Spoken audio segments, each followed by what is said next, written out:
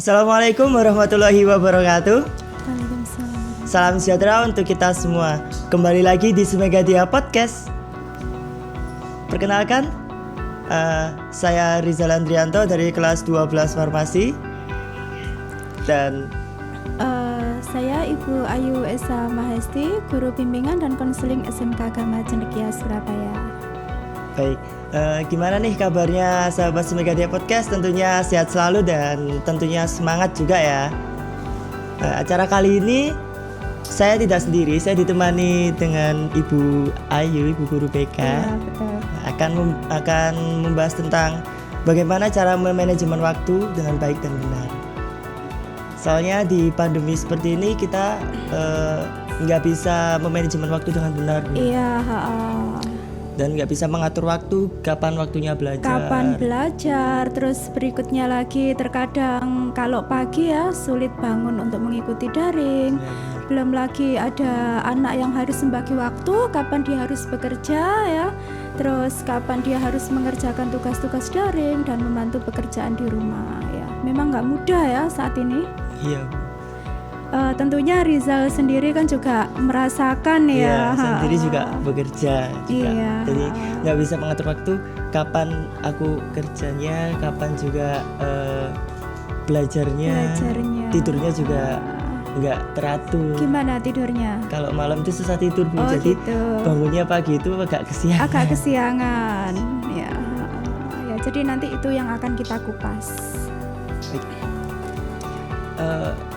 Manajemen waktu sendiri itu gimana sih, Bu? Jadi manajemen waktu ini merupakan usaha ya, usaha untuk mengatur waktu, kemudian usaha untuk memaksimalkan waktu sebaik mungkin dengan melaksanakan tugas-tugas dan tentunya juga ada deadline atau sesuai dengan target yang diinginkan ya. Jadi intinya memang bagaimana kita bisa mengoptimalkan waktu sesuai dengan target itu. Gitu. Ya, sehingga diharapkan bisa maksimal seperti itu. Terus manfaat manajemen waktu sendiri itu buat apa ya, Bu ya? Manfaatnya sebenarnya banyak ya. Kalau kita bisa memanajemen waktu, tentunya apa? Aktivitas yang satu dengan aktivitas yang lain itu tidak saling berbenturan ya. Jadi istilahnya apa yang kita rencanakan, apa yang kita agendakan itu bisa terlaksana sebaik mungkin tanpa ada berbenturan. Dan biasanya kan terkadang kalau kita nggak bisa manajemen waktu sebaik mungkin kan istilahnya aktivitas ada yang terlaksana, ada yang tidak, kadang-kadang tidak sesuai dengan target. Nah seperti itu, jadi manfaatnya banyak sekali memang. Nah sekarang untuk Rizal sendiri ya, kira-kira bisa manajemen waktu dengan baik atau tidak? Iya kan, gimana ya, Bu ya? Kalau di masa pandemi seperti itu tuh banyak teman-teman atau siswa-siswi yang menganggap bahwa pelajaran online itu kayak belajar di rumah, istilahnya Belajar di libur rumah, gitu loh. Padahal kan tidak ya, justru tidak mudah juga pembelajaran daring seperti ini. Kenapa? Karena dengan waktu yang istilahnya mungkin singkat, untuk penjelasannya juga kan tidak bisa dijelaskan secara gamblang, beda dengan ketika kita tatap muka ya. Waktu itu ya, bener. kalau kita tatap muka enak, jadi ketika ada yang tidak paham kita bisa langsung tanya lah. Sekarang sistemnya kan memang menggunakan Online ya, Bu. media Jadi- pembelajaran online seperti itu. Jadi nggak tahu mereka itu paham atau enggak gitu Iya, ya itu memang harus menuntut keaktifan dari siswa-siswi ya, karena istilahnya memang tidak mudah bagi mereka yang gaptek, tentunya juga akan mengalami kesulitan ya, terutama yang daring pagi ya, jarang sekali ada anak yang ikut. Iya, Bu. Maksudnya biar teman-teman Semegadia Podcast ini semua tahu, Bu, gimana sih cara memanajemen waktu dengan baik. Nah, tips-tipsnya itu gimana, Bu? Oh gitu. Iya. Jadi tips bagaimana kita bisa memanajemen waktu dengan baik, yang pertama yaitu prioritaskan ya pekerjaan yang penting terlebih dahulu. Jadi pekerjaan yang sifatnya penting itu kita dahulukan, baru nanti menyelesaikan pekerjaan yang selebihnya itu ya.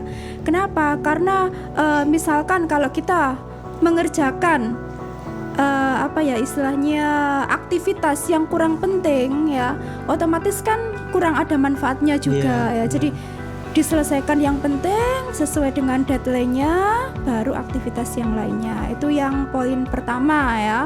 Terus berikutnya yang kedua, nah ini biasanya kadang-kadang ada usaha tidak bisa menolak atau biasanya cenderung menerima ajakan teman karena rasa sungkan atau mungkin nggak enak gitu ya. Jadi ya contohnya gini aja, misalkan Rizal sedang belajar di rumah, kemudian tiba-tiba ada temannya yang datang ngajak Rizal bermain. Nah, sementara di sisi lain saya juga di waktu yang sama, kewajiban Rizal harus menyelesaikan tugas-tugas, dikejar deadline ya. Bingung antara mengerjakan tugas atau mengikuti keinginan teman ajakan teman tadi. Banyak Bu yang seperti itu Bu. Iya, ya kalau ajakannya memang benar-benar kaitannya dengan menyelesaikan tugas sekolah enggak apa-apa, tapi kalau tidak bermanfaat kan juga eman. Jadi alangkah baiknya berusaha untuk belajar mengatakan tidak atau menolak, seperti itu. Berarti yang pertama ini intinya kita harus memprioritaskan kegiatan yang penting banget. Yang sifatnya baru penting. Yang sekiranya tidak begitu penting baru dipekerjakan setelah kegiatan yang penting itu. Baik, lanjut Bu.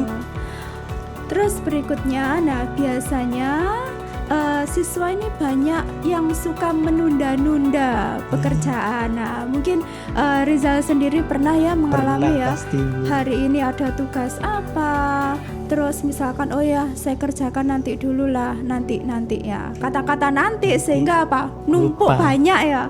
Kalau sudah numpuk banyak, jadi, otomatis di deadline waktu bingung. Pekerjaan mana dulu yang harus saya segerakan, seperti itu. Jadi ya otomatis ketika ada pekerjaan apa langsung segera dikerjakan. Jangan suka menunda-nunda ya, karena ini juga hasilnya kurang baik tentunya. Tapi kan ada itu Bu ya, kayak misalnya kalau misalnya ada halangan terus gimana Bu? Misalnya kayak koneksi internet tidak baik atau lagi ada acara gitu.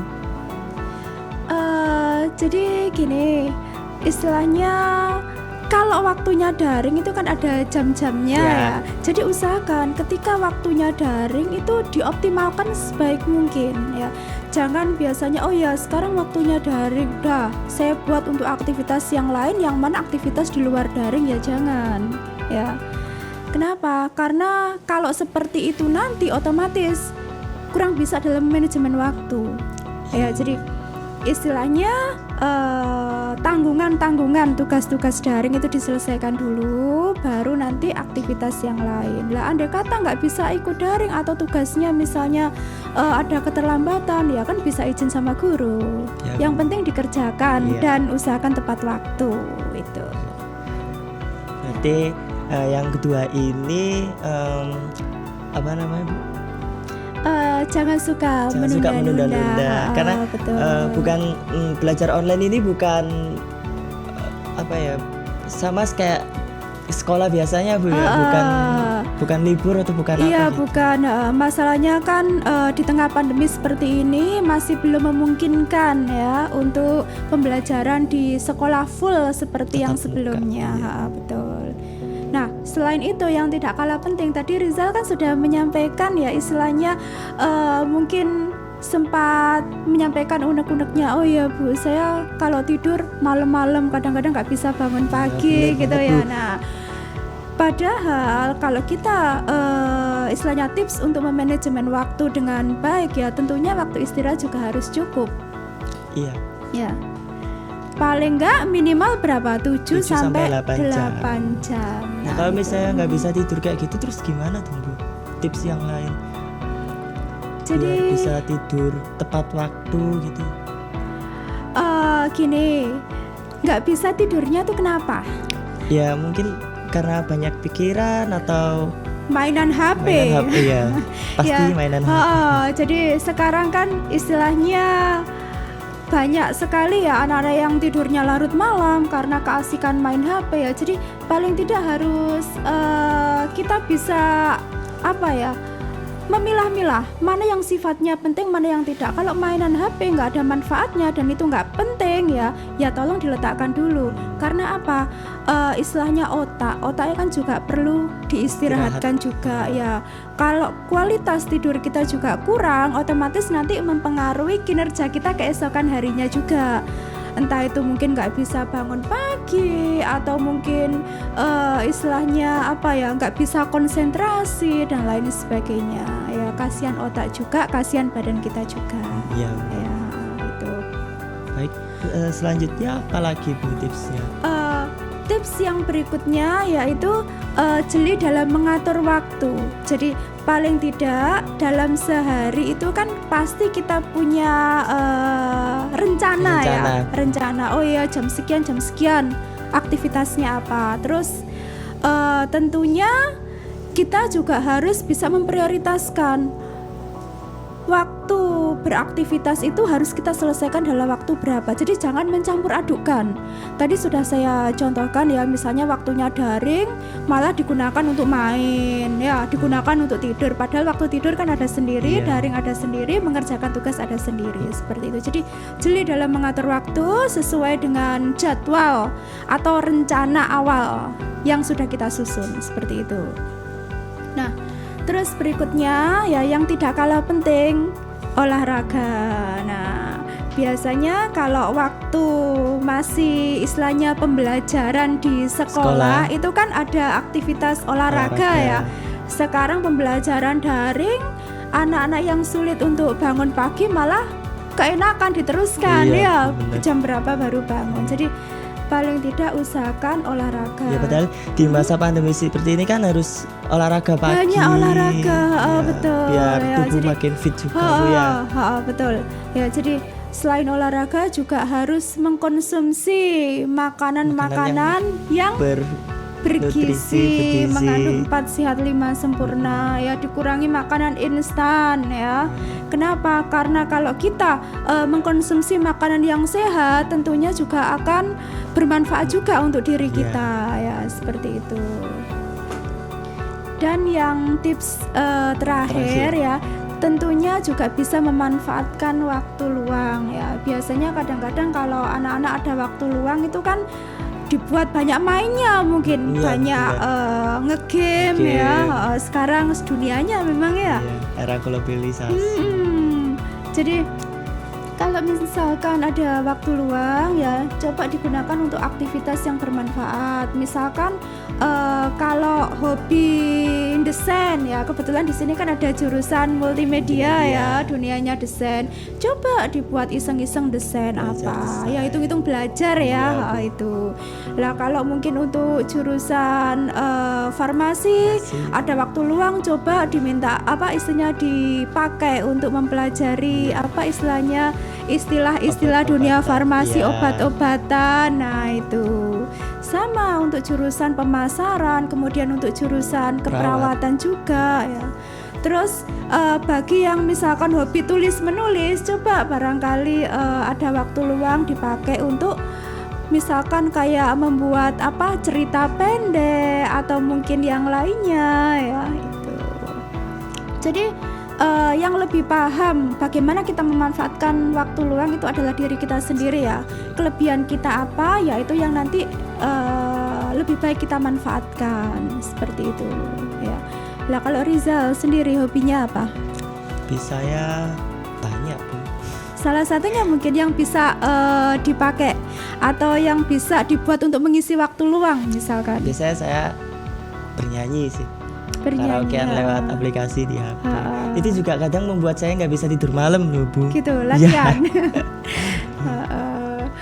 Ya, jadi sebenarnya ya tergantung dari diri kita, ada kemauan apa tidak. Gitu ya. Jadi sudah dapat nih tips-tipsnya bagaimana kita memanajemen waktu dengan baik dan benar. Jadi ya gimana ya, usahakan kita bisa manajemen waktu dengan benar dan bisa menata agenda-agenda dengan baik ya. Betul. Jadi jika ada kegiatan yang tidak perlu, tolong dikesampingkan dulu ya, diutamakan yang perlu, karena manajemen waktu ini memang sangat penting ya. Usaha bagaimana kita bisa mengatur waktu seperti itu. Baik, cukup sekian pembahasan hari ini. Apabila ada salah kata, kami mohon maaf. Saya Rizal Andrianto, pamit mengundurkan diri. Wassalamualaikum warahmatullahi wabarakatuh.